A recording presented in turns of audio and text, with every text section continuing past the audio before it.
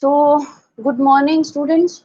Today we would be covering a very interesting topic, gene cloning and cloning vectors. However, there are many cloning vectors that we routinely use in the genetic engineering based experiments, out of which we would be covering plasmids today.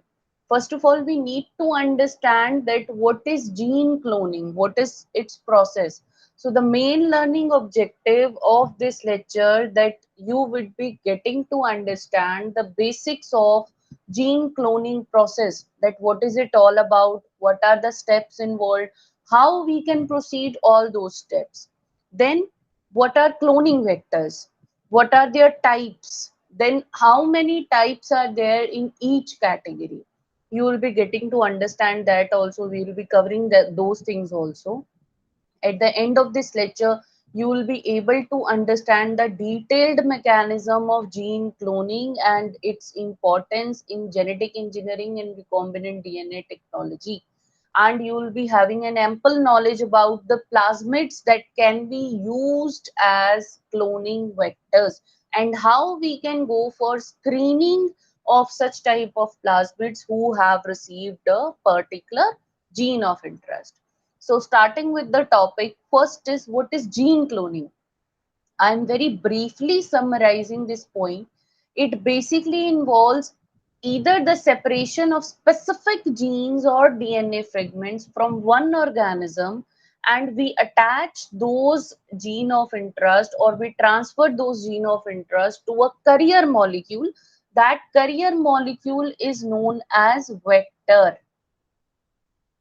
And then after inserting your gene of interest inside a particular vector, we allow those vectors carrying the gene of interest to replicate as recombinant vector inside the host cell, or you can say the recipient cell.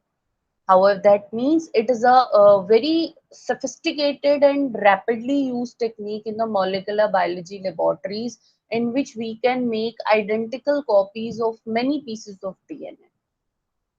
So, what are the steps? How we can go on performing these steps? First step is always isolation of gene of interest to be cloned. Suppose you want to clone the human insulin gene. In that case, the first step should be isolation of that very gene. For that thing, you need to isolate the human genomic DNA. That would be the first step.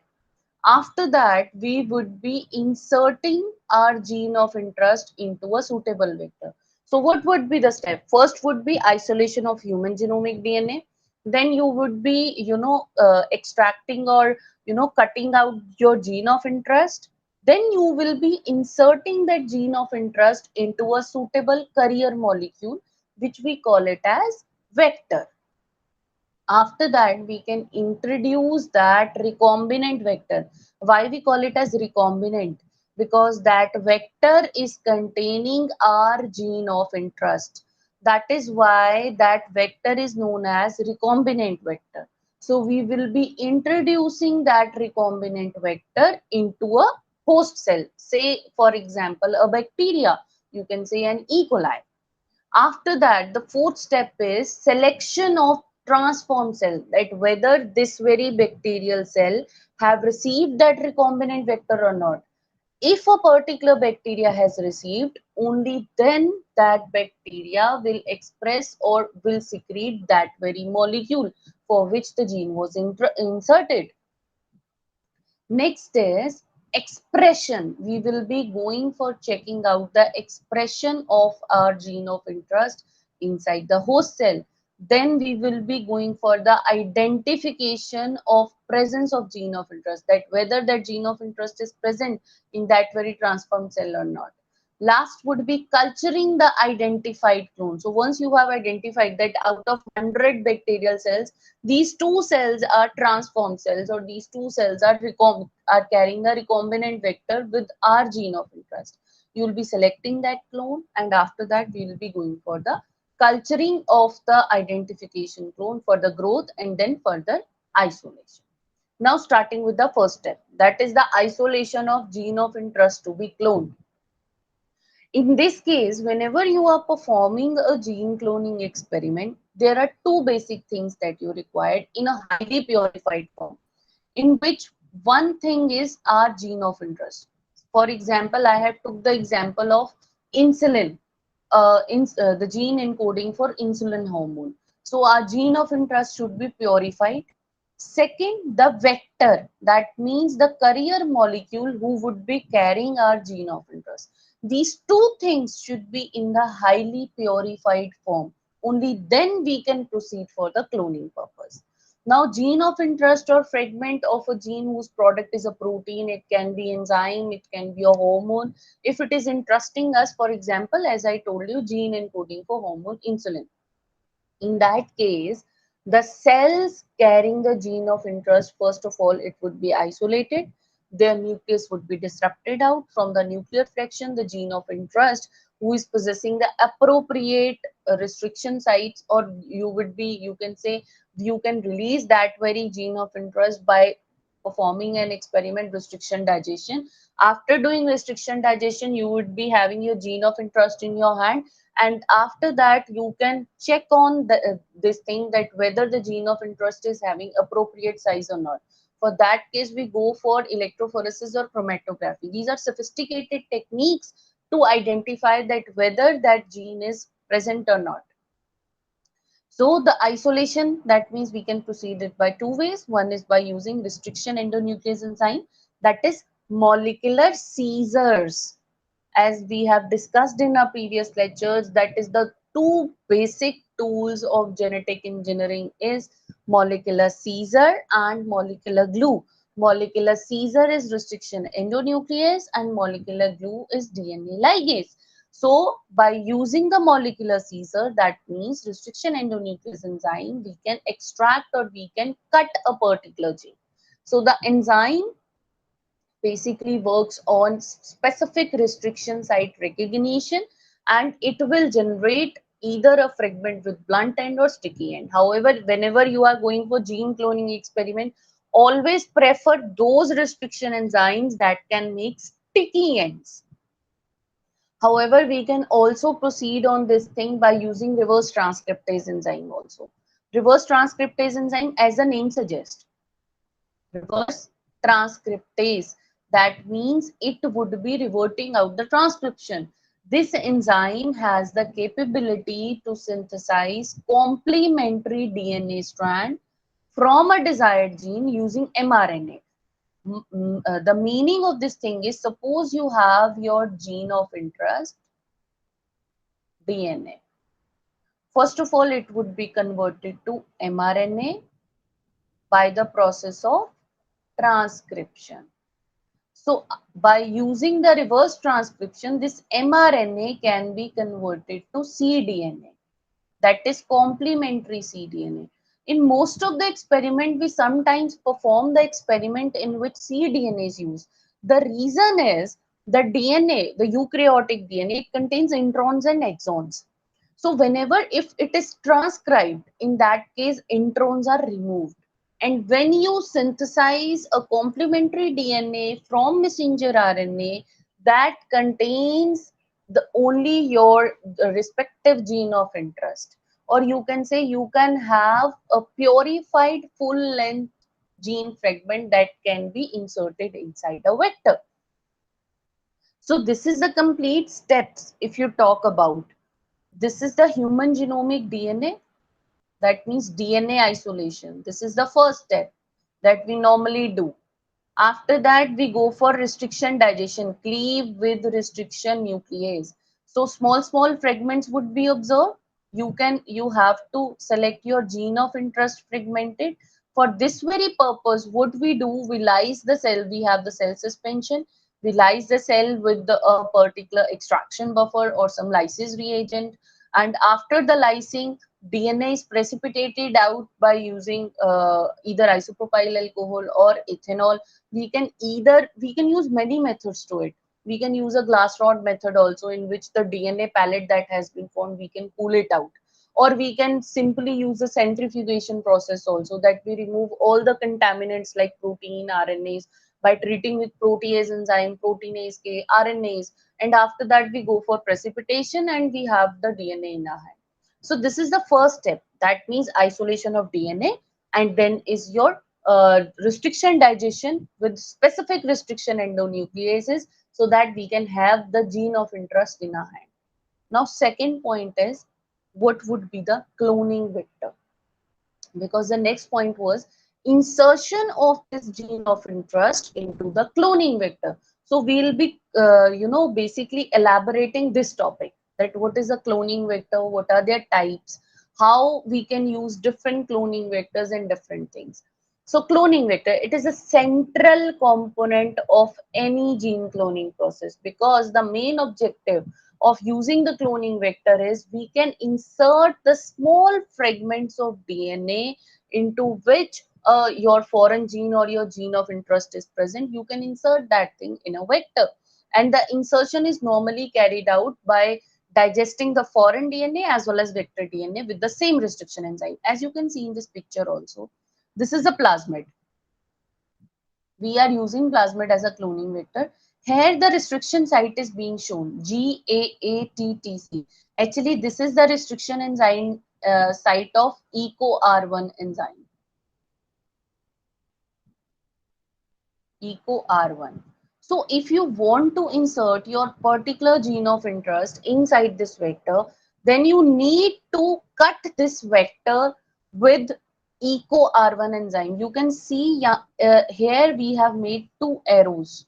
That is the cutting site. So the first step would be making the restriction cutting with the help of EcoR1 enzyme with the plasmid, as well as this is the DNA to be inserted.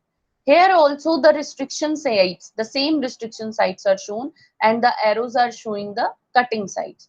That means you have to cut the vector as well as the DNA to be inserted with the same restriction enzyme. Once you have made a cut, they would be having complementary sticky ends. Because of that thing, when you try to insert this gene fragment into the vector, it will ligate easily with the help of DNA ligase enzyme. So this is the recombinant DNA. As you can see, this one. Here, this portion, this complete dotted one is of vector, and this plain region, it is the gene of interest which has been ligated together.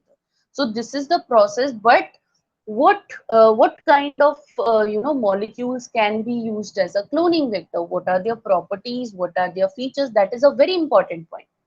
So there are few key points that we always keep in our mind. One is origin of replication should be there.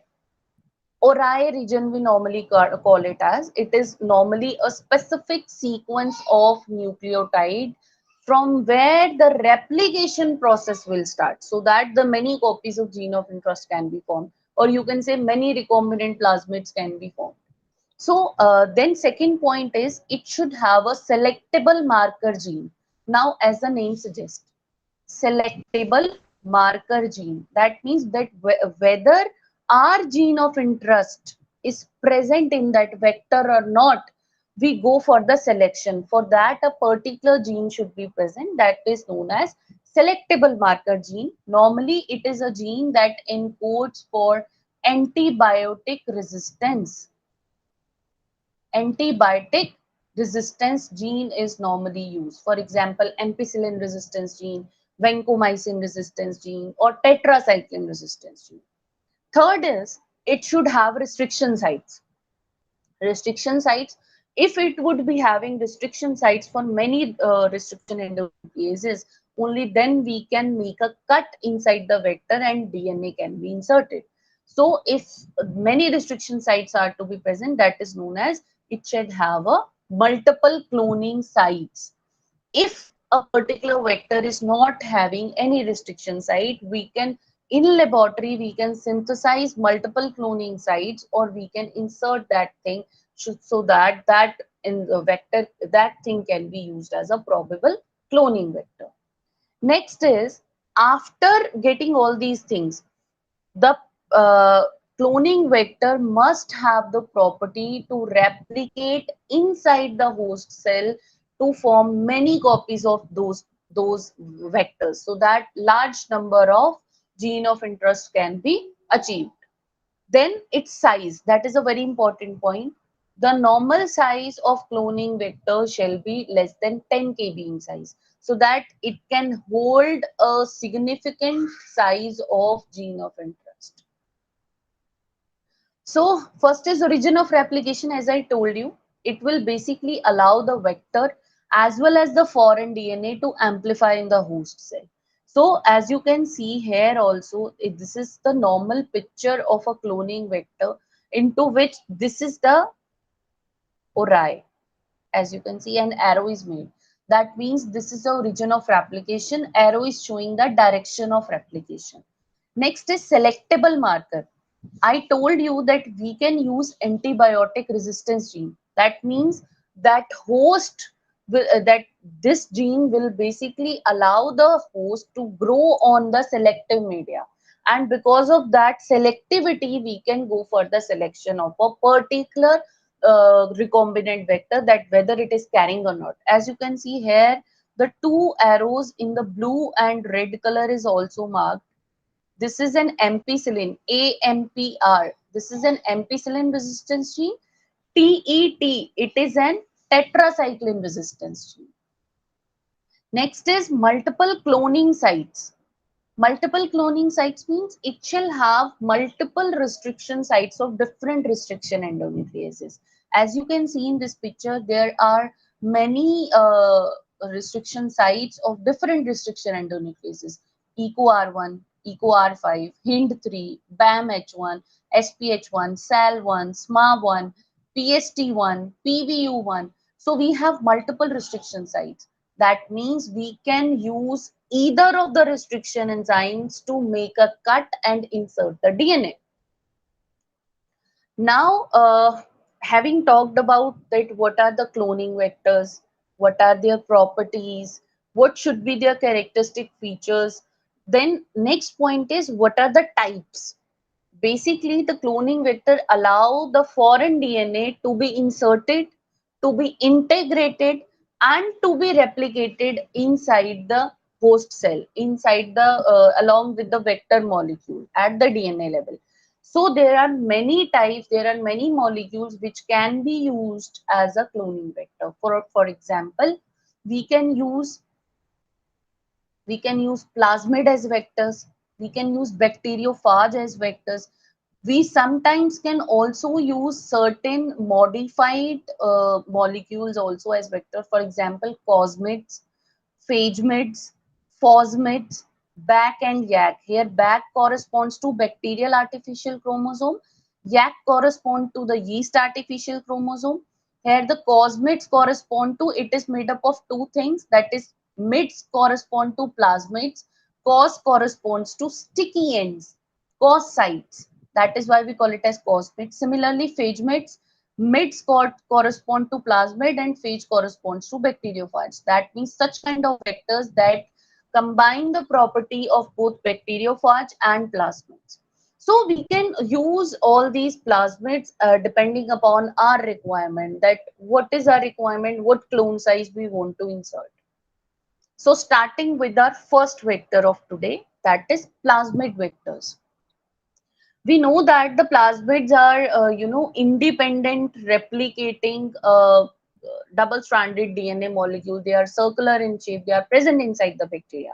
So when we are using plasmid as vector, that means again it is a double-stranded extra chromosomal DNA molecules that is circular in shape, and they have the independent replication mode.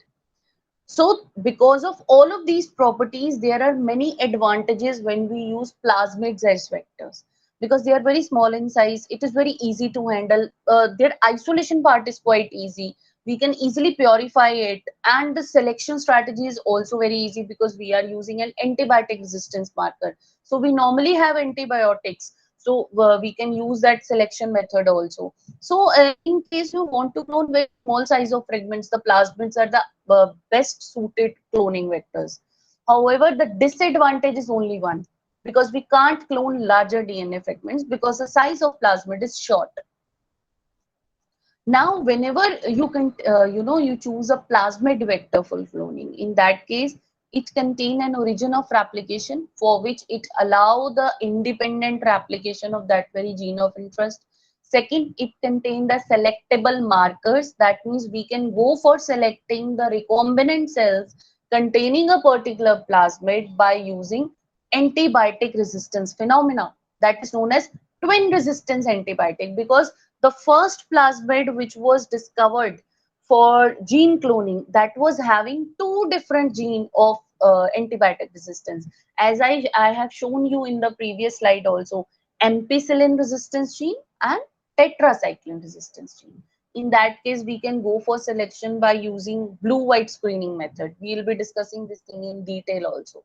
Then it contain a multiple cloning site. That means there are many restriction sites of different restriction endonucleases. So it is very easy for every restriction enzyme to be used if you want to insert your gene of interest. Fourth is, the isolation part of plasmid is quite easy. Whenever you want to, insert a particular gene into a vector, in that case, the purification is quite easy. Plasmid size normally range from 1 kb to 250 kb. For example, PUC8, as you can see here, I have written PUC8. It is 2.1 kb tall. That is a toluene plasmid. It is 117 kb in size. So this is the range into which plasmids, different plasmids can be varied upon. So talking about the first plasmid, this plasmid is known as PBR322. This is a very important plasmid that we normally use in our laboratories. Now the point is, it was one of the first vector which was developed in 1977. Here the P, this P, it indicates plasmid because this vector is derived from a plasmid. Here BR, this BR, it corresponds to the name of scientist who discovered it. That is Bolivar and Rodriguez. And 322, basically it is the strain number so as to distinguish this plasmid from the other plasmids that are present in the laboratory. For example, PBR 325, PBR 327, PBR 322. So this 322, 325, these are strain numbers. Now the point is, what is the size? Its size is around 4.3 kilo base pair, or you can say it as 4,363 base pair in size. So it is less than 10 kb. That means we can use this plasmid as a cloning vector. Then selectable marker, another point.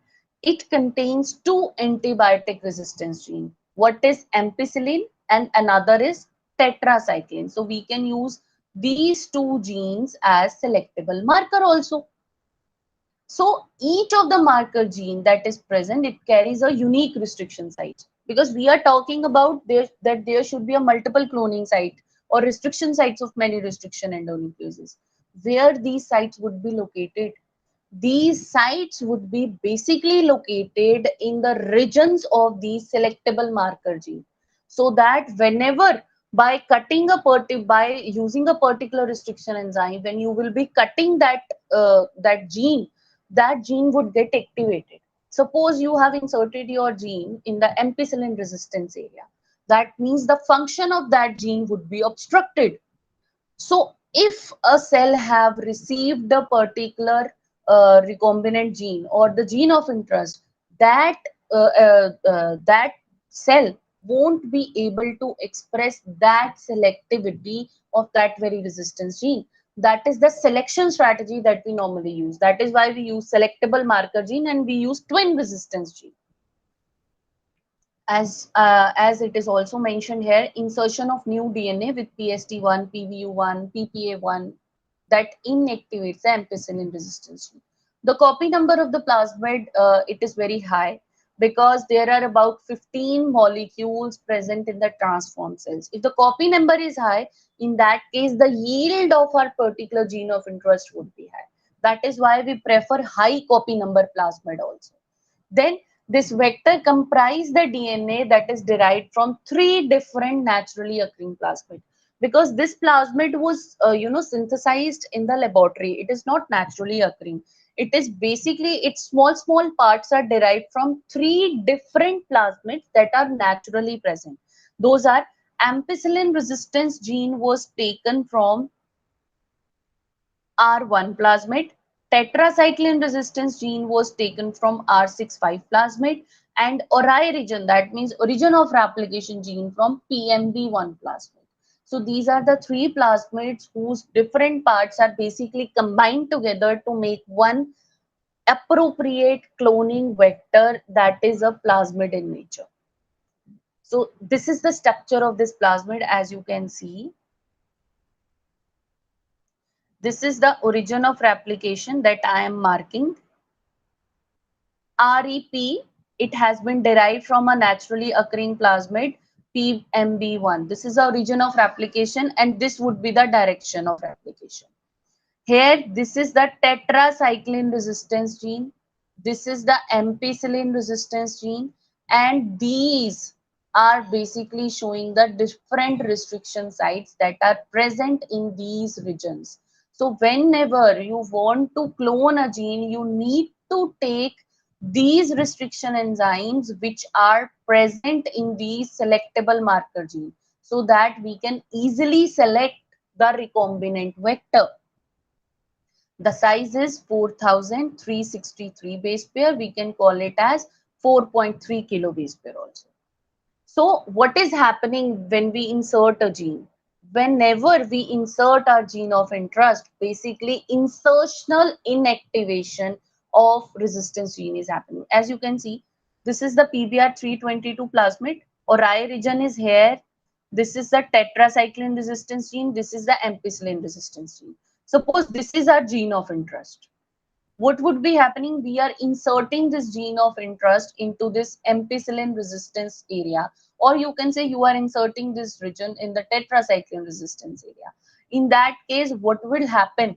In case when there was no gene of interest, in that case, both of the you can say the resistance gene would be functional. As you can see, ampicillin resistant, yes, and tetracycline resistance, yes. Now here, as you can see, this is the tetracycline resistance gene fragments, and into this region we have inserted our gene of interest. So once you have inserted, the ampicillin resistance gene is intact, but tetracycline resistance gene is disrupted. That is why the function of this tetracycline resistance would be obstructed. So the cloned or the recombinant vector would be ampicillin resistant, but it would not be tetracycline resistant. And because of this, we go for the selection. We go for the selection by, we go for the screening by replica plating, in which what we do, we plate, as you can see, this is a media containing ampicillin. Here you can see different colonies are present. We have marked these colonies with different colors also. These blue color colonies are non-recombinant, and these yellow color colonies, these are recombinant. Now, from where we got to know, because the ampicillin resistance gene is intact, both in the case of recombinant as well as in the case of non-recombinant. So, how we can go for the selection? For this, we go for replica plating. That means we transfer these colonies to another plate that is carrying both the ampicillin and tetracycline. So, on those media, only those colonies, only those bacteria would develop that have functional ampicillin as well as tetracycline. That means only non-recombinant vectors or non-recombinant cells will be able to grow. From this thing, we can compare the plating pattern of both the plates, and we can go for the selection that these colonies are the respective gene of interest carrying recombinant vectors that we can further purify. So this is the screening, that how we go for this replica plating. This is the complete procedure. This is a master plate, ampicillin in media, ampicillin resistance colony will grow. Non-transformed cells won't be able to grow. You lift the colonies by using some pad or filter paper or replicator. As you can see, this is the pad. After that, By taking the imprint of those colonies, we transfer those imprints onto the tetracycline media. So on the tetracycline media, only tetracycline resistant cells will grow. That means non-recombinant will grow. So now you can go for comparing this replica plating, as I told you in the previous slide, with the ampicillin resistance plate, and you can go for the selection of recombinant cells, and you can isolate those recombinant cells in the purified form, grow it on the separate plate and culture it, and you can extract your purified recombinant plasmid carrying your gene of interest, so as to replicate that thing in more cells, and you can get a significant amount of yield. Next plasmid is PBR327. It was basically derived from this previous plasmid PBR322, into which what was done, a segment of around 1000 base pair was removed, and ampicillin and resistance genes, they were remained intact. It has high copy number similar to that of PBR322. That PBR322 was having 15 molecules per cell. It was having 30 to 45 molecules per cell. The deletion process, that the fragment that was basically removed, that corresponds to the conjugative ability of the vector. That is important for biological containment, as you can see. Then from PBR322 to PUC, that is PUC vector, how it was derived. As you can see, this is the PUC19 cloning vector. These are the restriction sites, EcoR1, KPN1, BAMH1. This is the multiple cloning site that is present here. PUC19 is quite small in size as compared to PBR322. It is around 2.68 kilo base pair. Here, this is the ORAI region, yellow one. This is the selectable marker region, ampicillin resistance gene. And there is a LAC-Z region, that is a multiple cloning site into which many different restriction endonucleosides are inserted. However, PBR322 was using a double screening method because we were having a twin antibiotic resistance gene. So the process becomes lengthy when you need to have, when you need to screen the recombinant vector. However, PUC vectors were basically designed in such a manner that the cloning site is completely different. Here you are cloning. Ampicillin resistance gene will remain intact, and we will have to perform one single experiment to go for the screen. Next plasmid is PUC8 plasmid. We also call it as a LAC plasmid. It is also 2.7 kilo base pair in size and one of the most popular E. coli cloning vector. Again, it is derived from PBR322. That was the first vector, plasmid cloning vector. And it have the same origin and ampicillin resistance gene of PBR322. The nucleotide sequence of ampicillin resistance is little bit changed so that some unique restriction sites can be added. Again, it is having a very high copy number, around 500 to 700 molecules. More the copy number, we can have more yield of gene of interest. So that is why whenever we are going for cloning process, in that case, we always go for the selection of that plasmid or that vector who is having more copy number. And the identification, it is quite easy because we have only one resistance gene. So the selection strategy would be only one experiment. And we can do that by using some, you can say, some markers also. For example, we can use XGAL as a substrate so that a blue color can be obtained, so that you can demarcate recombinant colonies as well as non-recombinant colonies. And these things, the clustering of these restriction sites that is present in the LAC region, that basically allows a DNA fragment with different sticky ends to be cloned, that without restoring any additional manipulation. PUC18 and PUC9 vectors are currently most commonly used vector because the size is small and the selection strategy is quite easy. These are the structures of these, you can say, the framework of PUC19, and this is the PBR322 that we have already discussed. Ampicillin resistance gene, tetracycline, this is the origin of replication. The size is quite long, and here you can see ampicillin resistance gene is here. This is the region of replication. This is the LAC-Z region into which multiple cloning site is inserted. These restrictions, unique restriction sites are inserted. PUC18 cloning vector, This is 2.69 kilobase per in size, and again in this ampicillin resistance gene is present. Here it is a lag Z region. That is why we call it as lag plasmid also, because a polylinker containing many restriction sites are inserted, and that region is known as lag Z. Along with that, lag I region for inhibiting this restriction is also present. Now, major advances that what is happening in the field of plasmid, that we are using certain polylinkers. Polylinker means we have added multiple restriction sites in a one place, as you can see here. I am marking it. MCS, multiple cloning site. This is a polylinker in which what has been done. Suppose there is one restriction site of EcoR1, then there is BAMH1, then there is SAL1, then there is SMA1. All of these restriction enzymes, all of these restriction sites are basically joined together, so that whatever restriction endonuclease, if it is present, we can use those restriction endonuclease to clone our gene of interest by using a very small fragment without disrupting our resistance or selectable marker gene. So it is a tandem array of restriction, as it is mentioned here also, polylinker. It is a tandem array of restriction endonuclease restriction sites. And for example, PUC18's polylinker, we have sites for 13 different restriction enzymes. However, when we talked about PBR322, in that case, there were hardly 10 to 11 restriction sites.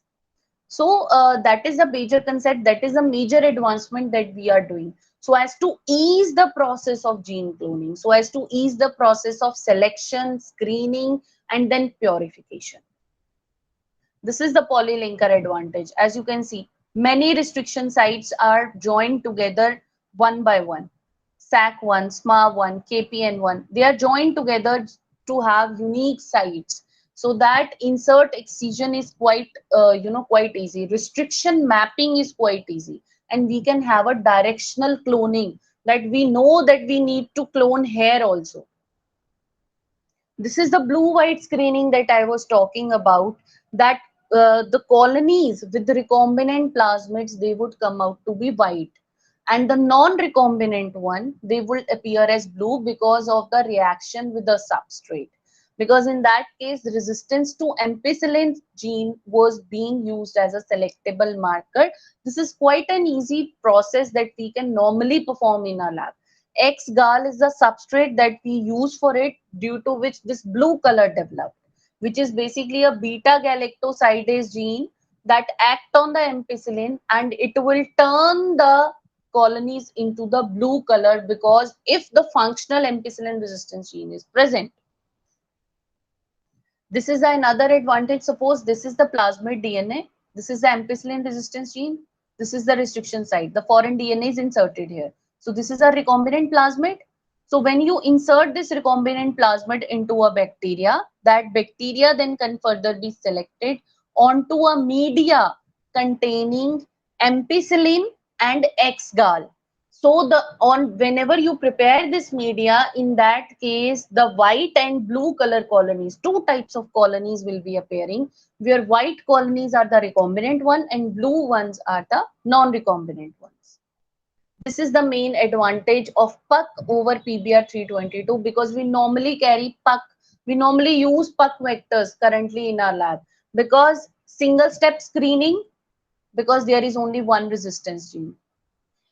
The polylinker advantage is there, so many restriction endonucleases we can use for cloning, and we can use blue-white screening, X-gal, which we call it as bromochloroindoyl galactopyronicide, which basically consists of galactoside which is linked to indole. It is cleaved by beta galactosidase, and it will yield two different colors. Because of that, non-recombinant colonies will appear blue in color. Last vector is PGEM3Z. However, this vector is quite similar to PUC vector, and it is of the same size also. It again carries a single selectable marker, that is ampicillin resistance gene. It contains lag Z gene, into which multiple cloning sites are present. It have two promoter sequences, T7 promoter that has been derived from RNA polymerase of T7 bacteriophage and SP6 that is RNA polymerase of SP6 phage. The names of these promoters are named from where these have been isolated. And these promoter sequences are normally present on both sides of the restriction sites. That means to the multiple cloning sites. And we can use this vector also if you want to go for cloning different fragments. These are the few MCQs pertaining to this lecture, in which what is gene cloning, what are vectors, what are different types of cloning vector, how we can use these vectors, what is the selection strategy or screening strategy, how we can go for the detection. So these are already uploaded onto the elements. Thank you so much for listening.